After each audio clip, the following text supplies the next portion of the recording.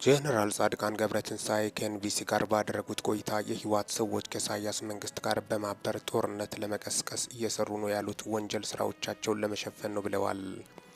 በቀድሞ ጦርነት የተፈጸሙ የወንጀል ስራዎችና ወደ ጦርነት የተገባበት ውሳኔ ራሱ ተጠያቂነት መኖር አለበት ብለዋል። በጦርነቱ እጅግ በጣም ብዙ የጠፉ፣ የተሰረቁ፣ የተዘረፉ ንብረቶች፣ ወርቅ፣ መሬት፣ ገንዘብ አሉ። በዚህ የወንጀል ተግባር ውስጥ በግልጽ የሚታወቁ ትላልቅ አመራሮች አሉበት። እነዚህ አካላት የወንጀል ስራዎቻቸውና የፖለቲካ ስልጣን ፍላጎታቸው አንድ ላይ የሚቀላቀሉት ይህንን ለመከላከል ወይም ከሰሯቸው ወንጀል ስራዎች ነጻ ለመሆን የሚያስችላቸውን አንዱ መንገድ ጦርነት መፍጠር እንደሆነ ያምናሉ።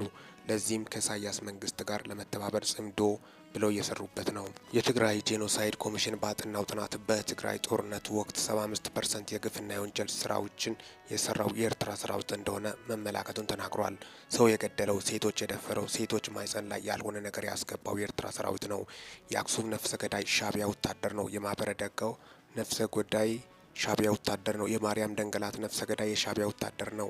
ደቡብ ትግራይ ራያ ላይ መጥቶ በመቶዎች የሚሆኑ ሰዎች ረሽነው ሄደው የሻዕቢያ ወታደር ነው ብለዋል።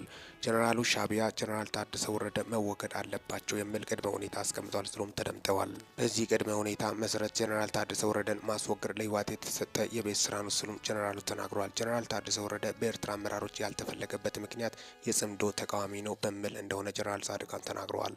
ሚኪ ታቦርን ሰብስክራይብ በማድረግ ወቅታዊና አጫጭር መረጃ አግኙ።